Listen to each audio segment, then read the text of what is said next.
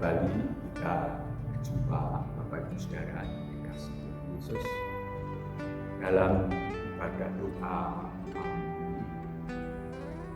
rumah kita masing-masing sebagai keluarga Allah yang diikat sempurnakan oleh damai sejahteranya sebagai kesatuan roh sehati malam kita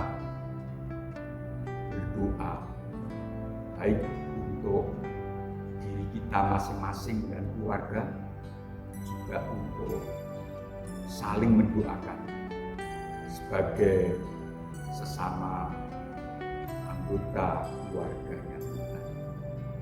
Mari kita siapkan hati untuk menyambut pemberitaan firman malam ini. Sehati kita berdoa. Bapa di surga, adalah kasih karunia jikalau kami kembali malam hari ini, sekalipun dari rumah kami masing-masing, kami boleh sehati untuk masuk di dalam ibadah doa malam. Ya Roh Kudus, bekerjalah berkuasa. Tuhan menghadapkan wajahnya ke tempat kami masing-masing dan melimpahi damai sejahtera, mencurahkan kasih-Mu, menyatakan kuasa-Mu. Doa-doa kami yang dipanjatkan dengan sungguh hati dan sepenuh kepercayaan, kiranya Bapa di surga kabulkan. Dalam nama Tuhan Yesus, kami siap berkati oleh pemberitaan firman malam ini. Terpujilah nama Tuhan kekal selama-lamanya. Amin. Bapak Ibu, saudara-saudara yang dikasihi oleh Tuhan Yesus, pernahkah saudara berpikir bahwa sudah sekian lama kita berdoa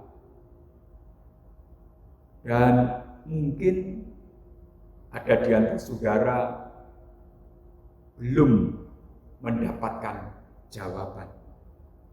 Ada yang terus dengan teguh hati, tak henti, tak jemu berdoa, tetapi jangan-jangan, moga-moga tidak ada yang menjadi jemu, menjadi bosan, lalu seolah berkata, untuk apa saya berdoa kalau Bapa di surga tidak segera memberikan jawaban?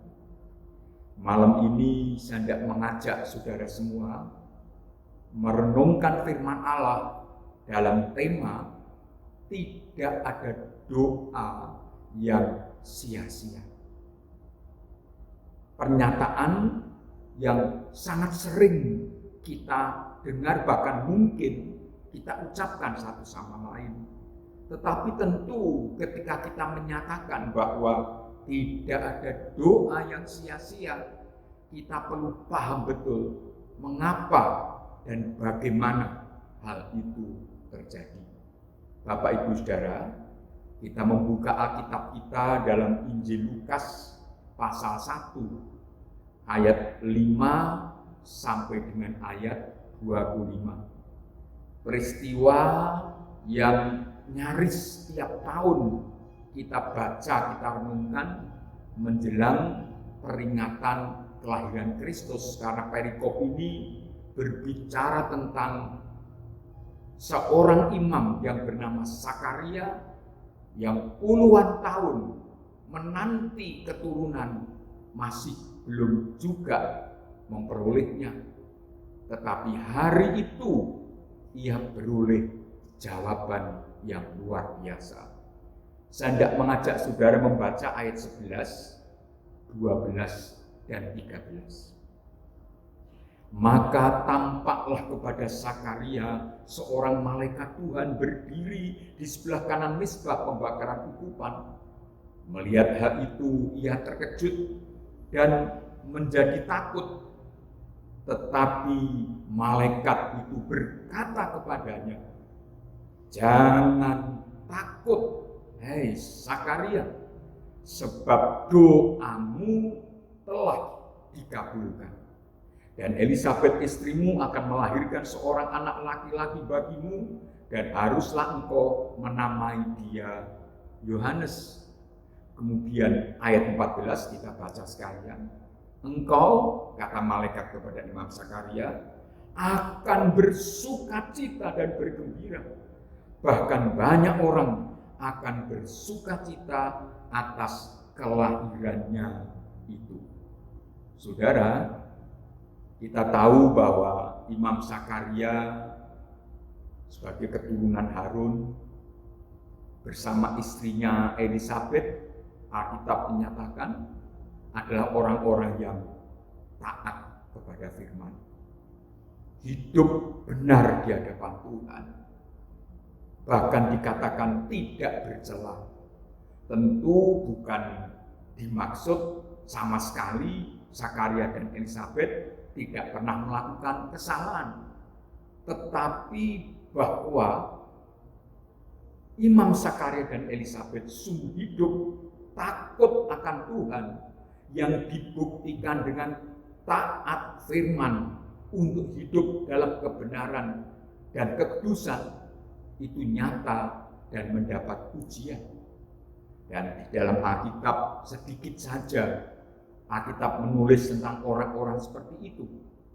Dan salah satunya adalah Imam Zakaria. Tetapi sekalipun dia seorang imam, istrinya juga dari golongan imam, hidup sepenuh hati, takut akan Tuhan, taat firman, hidup dalam kebenaran dan kekudusan, tentu sesuai dengan jabatan dan tanggung jawabnya, tak lelah, tak kendor semangatnya untuk melayani.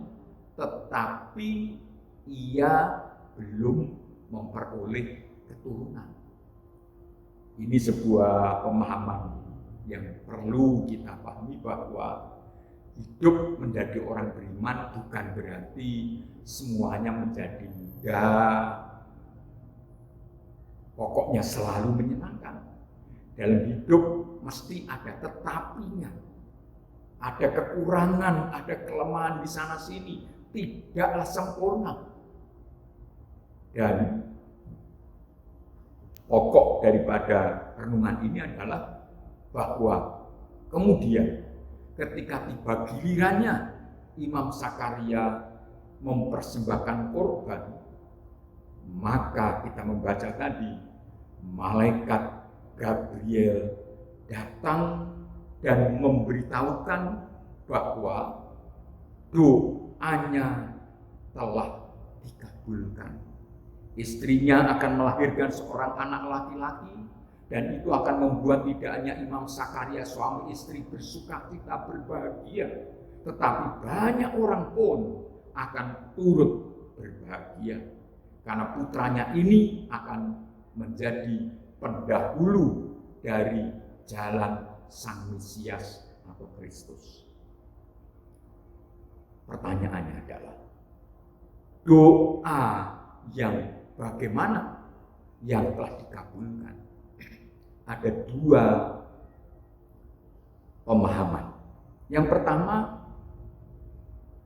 bahwa doa yang telah dikabulkan ini adalah doa Imam Zakaria dan istrinya pada masa lalu, terutama pada awal-awal pernikahannya. Sekarang mereka berdua sudah sangat tua, sudah lanjut. Tapi pada awal pernikahannya seperti umumnya pasangan suami istri, yang sangat dirindukan adalah beroleh keturunan. Dan dalam kitab Maleakhi pun Tuhan mewahyukan bahwa tujuan dari kesatuan adalah keturunan ilahi. Sebagai seorang beriman, apalagi seorang imam, sangat percaya firman ini. Memegang firman ini, memegang janji ini, mereka berdua sehati berdoa. Tapi bulan lewat bulan, tahun lewat tahun, hidup nikah mereka semakin lama, semakin panjang. Elizabeth tak kunjung mengandung. Dan tentu ini menjadi pergumulannya sangat berat, apalagi kalau dikaitkan dengan pandangan budaya orang-orang Yahudi terhadap seorang wanita yang tidak juga beroleh keturunan.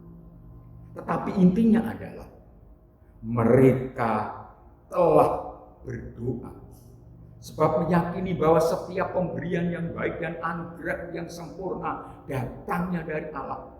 Seorang anak atau keturunan itu pun adalah pemberian Allah. Maka mereka berdoa, dan berdoa. Tetapi ketika sekian lama doa itu seolah belum juga ada jawaban. Mungkin ini hanya salah satu kemungkinan.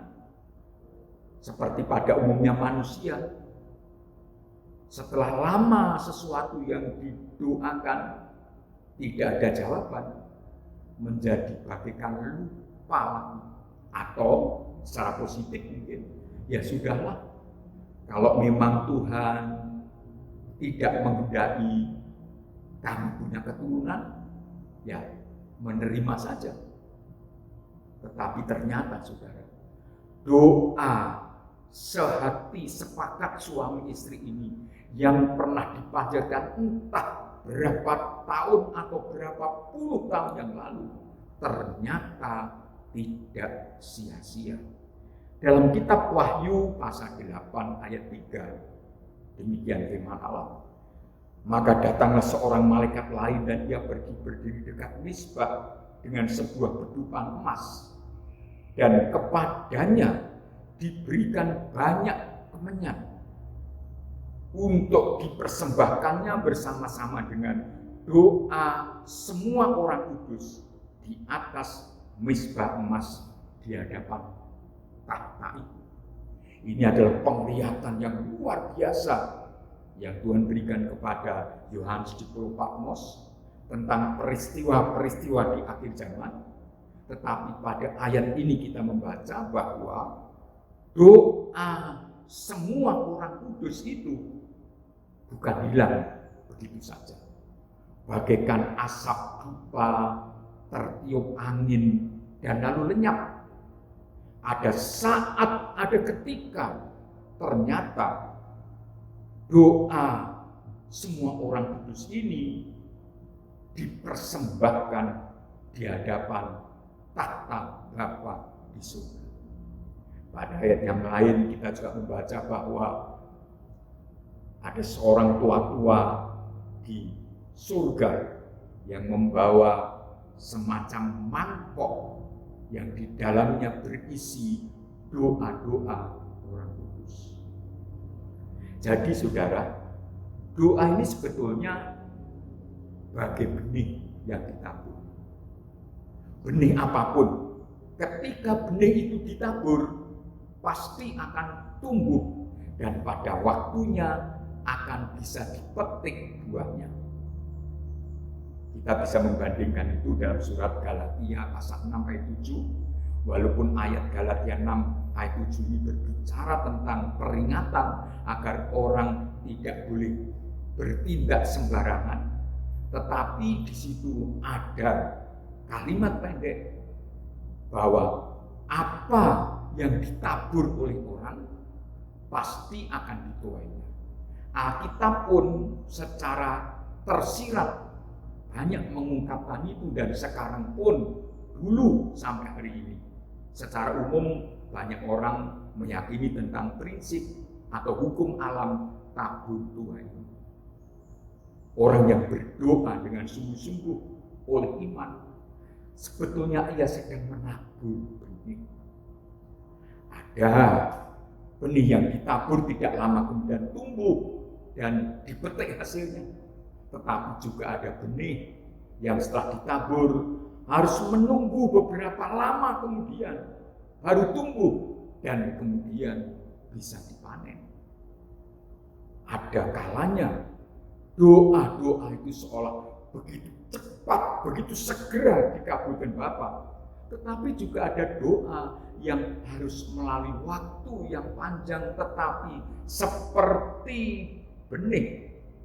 Jikalau kita berdoa dengan iman pada waktunya yang indah, pasti kita akan memetik hasil, yaitu jawaban dari doa kita.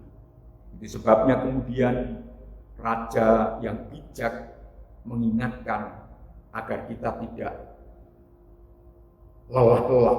Memang kaitannya dengan bekerja, tetapi juga ini termasuk tindakan yang lain, yaitu doa. Pengkhotbah pasal 11 ayat 6.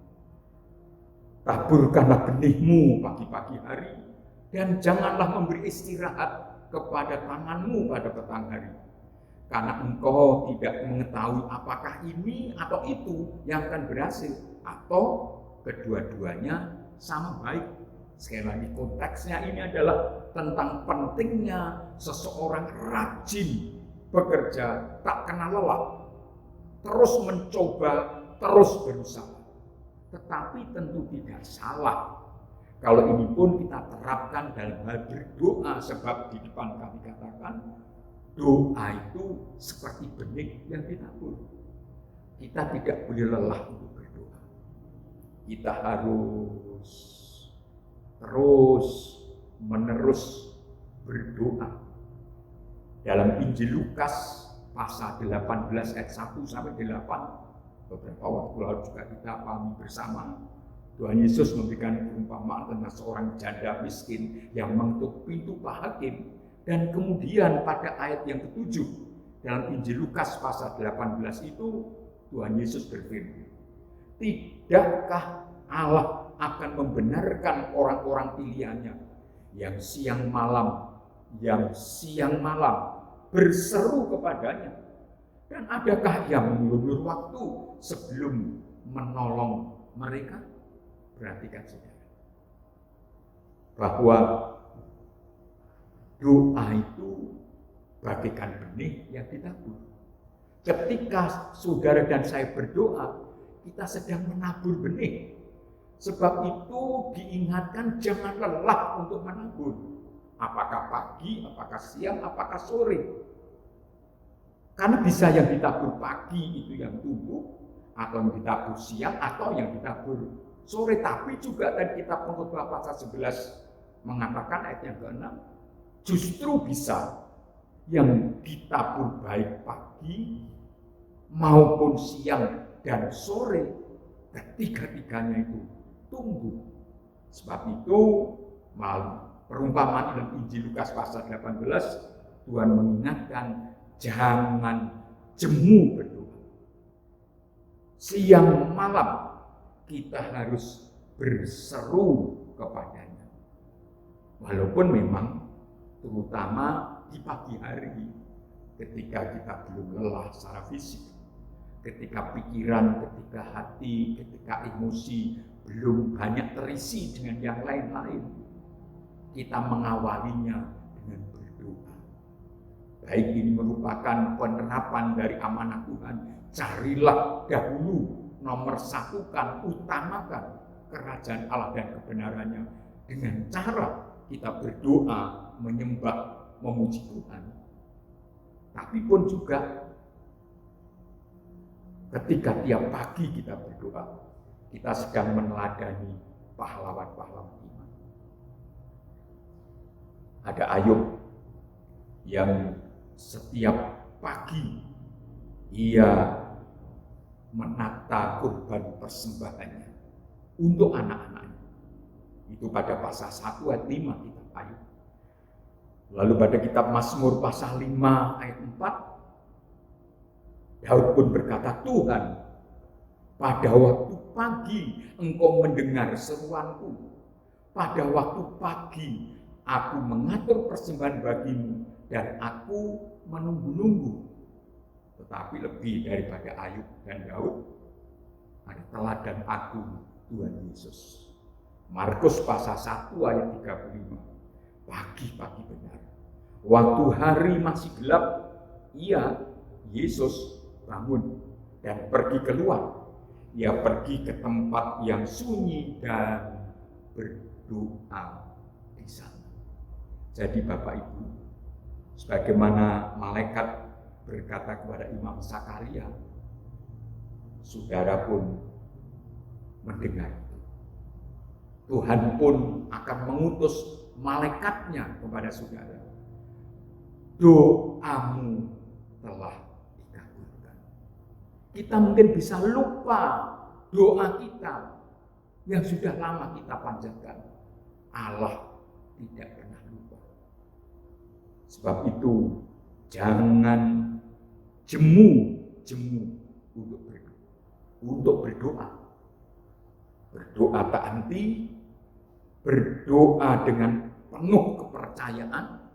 Seperti Tuhan Yesus sampaikan pada Injil Matius pasal 21 ayat 22, maka percayalah pada waktunya yang indah Allah berfirman. Bapa di surga dengan senyum datang kepada kita. Jangan takut, doamu sudah dikabulkan. Kapan dan bagaimana? Selalu kita diingatkan, itu kedaulatan Allah. Tetapi bagian kita yang kita sudah tahu dan diajarkan, mari kita lakukan dengan segenap hati. Percayalah, tidak ada doa yang sia-sia. Amin.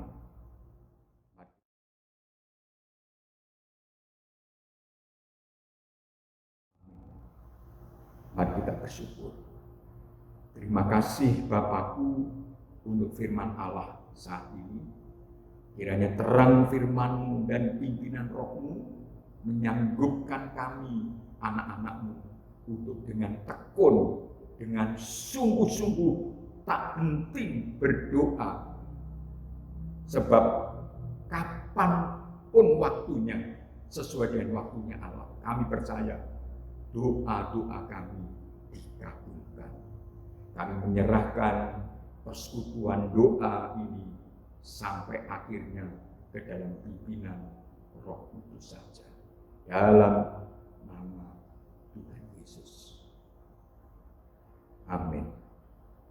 Saudara, siapkan diri, kita akan masuk dalam doa untuk baik pergumulan pribadi maupun doa-doa syafaat kita seperti sedia kala.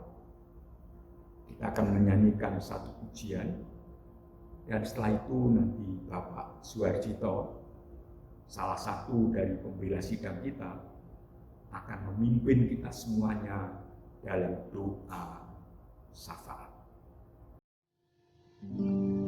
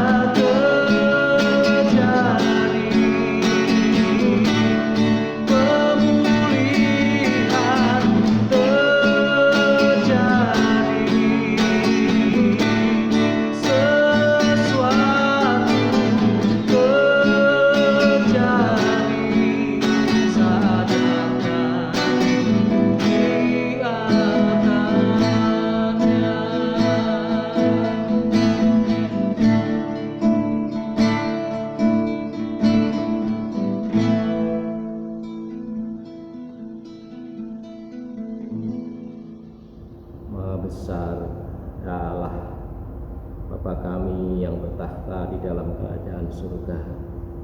Sungguh kami bersyukur ya Tuhan, pada saat ini Tuhan, kami seberapa anak-anak-Mu Tuhan boleh berhimpun kembali ya Tuhan, untuk bersama-sama memuji Engkau, bahkan memohon kepada Engkau ya Tuhan. Kiranya Tuhan, pergumulan kami pada malam hari ini kami serahkan di dalam tangan-Mu, dan kami percaya Tuhan hadir, Tuhan ada di tengah-tengah kami ya Tuhan, karena kami tahu di mana ada 1-2 orang berhimpun di dalam nama-Mu, Tuhan hadir di tengah-tengah mereka, dan kami percaya Tuhan ada di tengah-tengah kami pada saat ini. Terima kasih Tuhan, terima kasih. Perkenankanlah Tuhan, kami berdoa pada malam hari ini ya Tuhan, kiranya Tuhan untuk anak-anak-Mu, jemaat-Mu semuanya kami serahkan di dalam tangan-Mu ya Tuhan. Kiranya Tuhan Yesus sendiri yang melindungi, menyertai, memberkati. Bahkan Tuhan dengan situasi pandemi COVID-19 ini ya Tuhan, kiranya Tuhan kami serahkan di dalam tangan Tuhan. Tuhan lindungi semua jemaat-Mu, Tuhan lindungi semua anak-anak-Mu ya Tuhan. Jauhkan dari sakit penyakit itu, jauhkan dari kuasa-kuasa si jahat ya Tuhan. Kami percaya kuasa-Mu nyata di dalam kehidupan kami, anak-anak-Mu teristimewa, jemaat damai sejahtera ini ya Tuhan. Terima kasih Tuhan, terima kasih. Kami juga berdoa ya Tuhan, kiranya pada malam hari ini untuk pemerintah kami Indonesia, kami serahkan di dalam tangan Tuhan. Tuhan memberkati Bapak Presiden, memberkati Bapak Wakil Presiden, memberkati semua kabinetnya Tuhan. Berkati semuanya Tuhan, untuk bersatu padu bersama-sama Tuhan, untuk memberantas virus yang jahat dalam nama Yesus. Tuhan patahkan Tuhan. Terima kasih Tuhan, terima kasih. Berikan senantiasa Tuhan kekuatan, Tuhan hati yang takut pada Tuhan Yesus, untuk melaksanakan tugas-tugasnya di negeri kami Tuhan, untuk memimpin bangsa kami ini ya Tuhan. Terima kasih Tuhan, kami bersyukur ya Tuhan. Juga kami berdoa Tuhan dalam lingkup yang kecil di lingkungan kami di tempat ini, Riau Kebraun dan sekitarnya Tuhan, kami serahkan di dalam tangan-Mu Tuhan. Tuhan tudungi dengan darah Kristus ya Tuhan. Kiranya Tuhan, virus itu Tuhan tidak akan senantiasa menyebar di lingkungan kami. Tuhan patahkan semuanya dalam nama Yesus. Terima kasih Tuhan, terima kasih. Kami juga berdoa ya Tuhan untuk pemerintah kota di Surabaya ini, kami juga jajarannya kami serahkan di dalam tangan Tuhan. Tuhan memberikan hikmat, akal budi senantiasa untuk Ibu Wali Kota, untuk Ibu Gubernur. Tuhan, biar semua bergandengan tangan, bersatu padu ya Tuhan, kiranya untuk memimpin wilayah kami di Surabaya ini Tuhan. Kiranya virus yang begitu jahat, virus yang begitu luar biasa itu, kiranya Tuhan boleh dihalau, Tuhan patahkan dalam nama Yesus. Terima kasih Tuhan, terima kasih. Kami bersyukur pada malam hari ini ya Tuhan. Terlebih kami anak-anak-Mu Tuhan masih berikan kesempatan untuk bersama-sama memuji, memuliakan nama-Mu. Itu suatu anugerah yang luar biasa, anugerah yang begitu besar Tuhan. Kiranya boleh kami nikmati di dalam kehidupan kami masing-masing. Terima kasih Tuhan, terima kasih. Kami serahkan semuanya di dalam tangan-Mu. Tuhan memberkati semuanya anak-anak-Mu, memberkati semua jemaat-Mu, memberkati kiranya Tuhan Bapak Gembala kami di tempat ini ya Tuhan, yang senantiasa membimbing kami, membawa kami setiap hari lebih dekat kepada Engkau ya Tuhan. Berkati Tuhan hamba-Mu di dalam tugas-tugas dan pelayanannya, berkati di dalam kesehatannya ya Tuhan. Terima kasih Tuhan, terima kasih. Kiranya kami serahkan semua permohonan, doa dan ucapan syukur kami pada malam hari ini di dalam nama Engkau, nama yang besar, Tuhan kami Yesus. Terima kasih Tuhan, terima kasih. Haleluya. Amin. Saudara-saudara, Setelah kita memanjatkan syafaat kita, malam ini secara khusus saya hendak mengajak saudara, terutama yang sakit, tubuh yang kurang sehat, apapun itu, atau mungkin ada saudara bahkan sekarang sedang terbaring sakit, menjalani perawatan, atau harus mengkonsumsi obat-obatan secara teratur, apapun penyakitnya, mari kita sehati berdoa. Tumpangkan tangan di atas tubuhmu yang sakit. Bapak Ibu, kalau itu yang sakit tidak bersama saudara, saudara bisa juga mengangkat tangan dan arahkan hati pikiranmu pertama terutama kepada Kristus, dokter yang Maha Kuasa. Berikutnya, konsentrasikan pikiranmu untuk saudara-saudara, keluargamu, siapapun yang sedang terbaring sakit. Mari kita berdoa. Bapa di surga, dalam nama Tuhan Yesus berpegang kepada firman-Mu, bahwa jikalau ada di antara kami menderita sakit, agar kami mendoakannya dengan sepenuh iman, dan Tuhan Yesus sendiri yang akan turun tangan, mengampuni dosa-dosanya, menyembuhkan penyakitnya, dan Tuhan memulihkan tubuh saudara kami. Sebab semua penyakit Tuhan Yesus sudah pikul di atas kayu salib. Oleh bilur-bilur Yesus, orang percaya disembuhkan.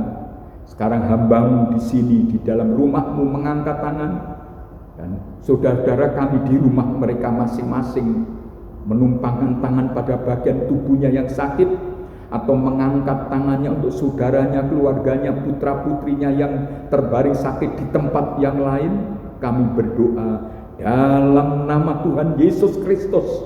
Tuhan Yesus melawat, Tuhan menjamah anak-anak-Mu. Penyakit apapun yang sekarang ini mengganggu, dalam nama Yesus saya patahkan kuasanya. Saya tengking setiap roh penyakit itu, dan oleh bilur Yesus kami disembuhkan. Tambahkan iman percaya saudara kami agar tak gentar, agar tidak bimbang, apalagi menyerah. Sebab Tuhan Yesus tidak pernah meninggalkan kami. Tuhan Yesus tidak berubah. Tidak ada yang mustahil bagi Tuhan. Kami berdoa dengan segenap hati. Kami percaya Tuhan sendiri yang bertindak menyembuhkan anak-anak-Mu. Bapa di surga, setelah pada waktunya nanti kami tidak mengakhiri ibadah doa ini, saudara-saudara kami membaringkan diri tidur dengan tentram, kami mohon berkat. Dalam nama Allah Bapa, Allah Putra dan Allah Roh Kudus, saudara-saudara, turunlah atasmu sekalian berkat, anugerah, damai sejahtera, pemeliharaan Bapa di surga, kasih karunia Kristus dan pertolongannya yang ajaib dalam persekutuan Roh Kudus, penghiburan dan pembelaannya memberkati, menyertai saudara sepanjang malam ini, sepanjang umur hidup saudara, bahkan sampai selama-lamanya. Tuhan Yesus melindungi saudara, darah Yesus menudungi saudara ketika di rumah, ketika keluar dari rumah, ketika harus berinteraksi dengan banyak orang. Darah Yesus menudungi, melindungi kami semua, anak-anak-Mu. Dalam nama Tuhan Yesus Bapa, kami berdoa dan bersyukur. Bersama kita katakan amin.